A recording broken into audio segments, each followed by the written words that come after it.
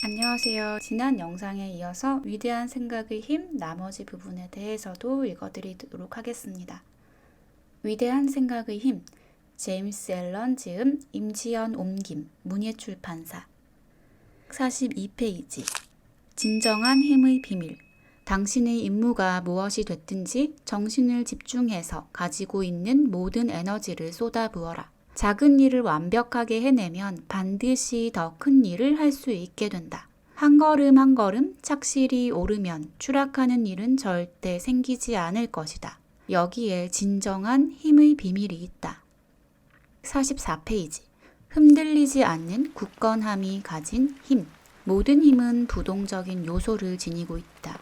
힘을 가진 사람은 주변의 사람들이 감정과 열정에 흔들려도 침착한 행동을 유지하며 흔들리는 모습을 보이지 않는다.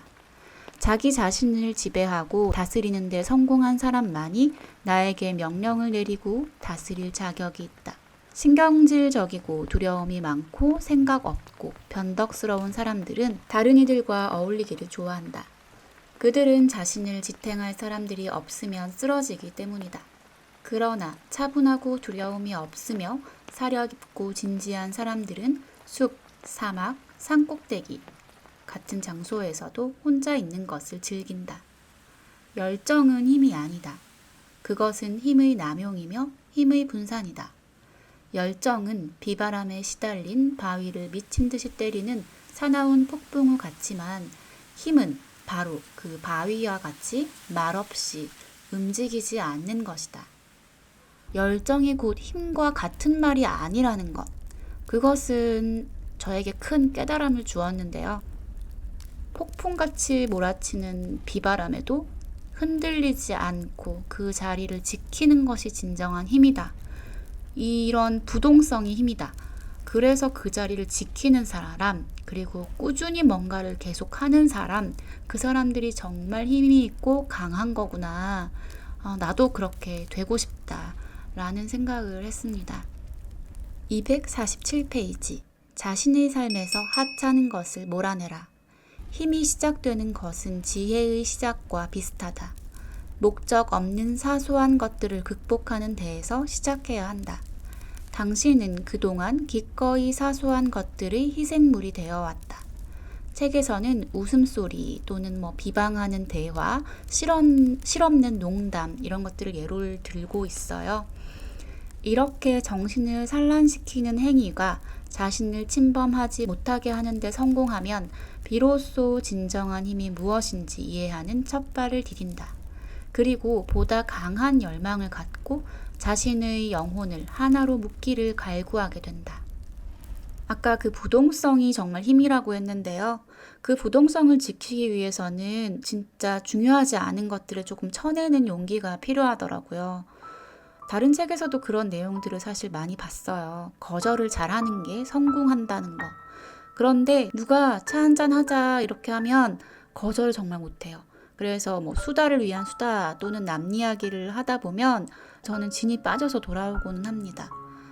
내가 왜 나갔지? 나는 왜 거절을 못할까? 혹은 걔는 왜 나를 자꾸 부르는 거야? 라는 생각을 한 적도 많아요. 그런데 이렇게 내 삶을 흔들리는 요소들을 정말 단호하게 제거할 수 있어야 그 힘을 지킬 수 있는 거라고 해요. 하지만 정말 도움이 필요하다거나 정말 만나야 할 사람이 있다면 집중해서 만날 수 있는 여유도 오히려 이렇게 하찮은 것을 몰아낼 때 정말 중요한 것에 집중할 수 있을 것 같아요. 249페이지 한 가지 목표에 매달릴 때 힘이 생긴다. 무엇보다 중요한 것은 목표를 하나만 설정하는 것이다. 그 목표는 정당하고 유용한 것이어야 한다. 그러고 나서 목표를 이루기 위해 헌신적으로 노력하라. 적극적으로 배우되 가르침을 구걸하지는 말라.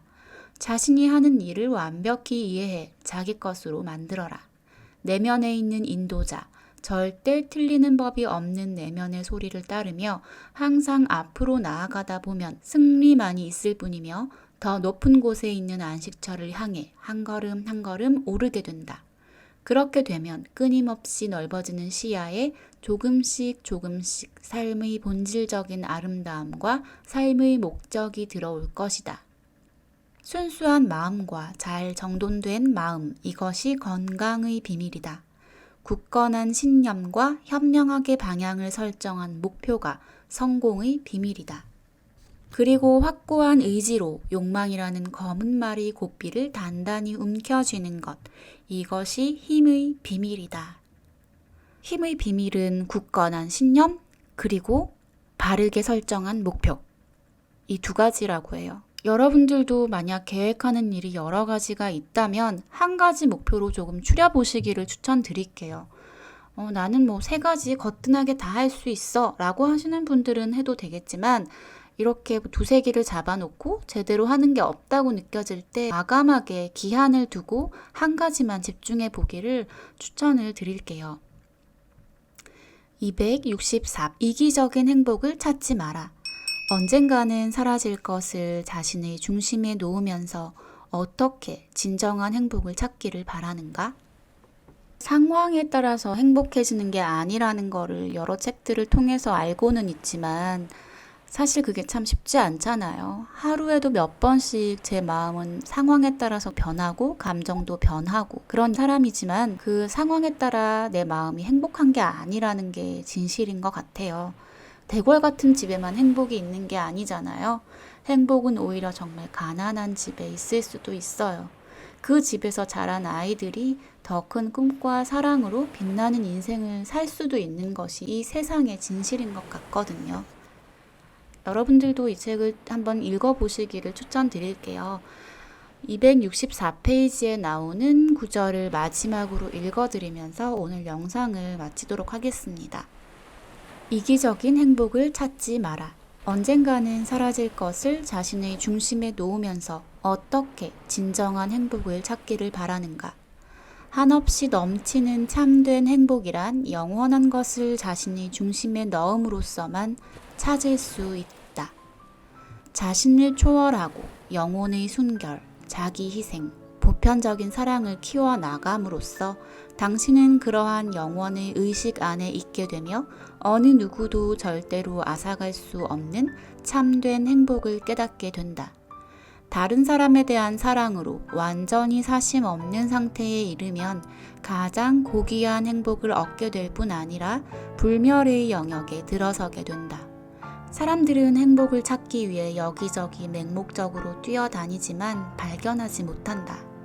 행복이 이미 자신 안에 자기 주위에 있으며 우주를 가득 채우고 있다는 사실을 알기 전까지 행복을 찾을 수는 없을 것이다. 그들은 이기적으로 행복을 찾으면서 오히려 행복을 몰아내고 있는 것이다.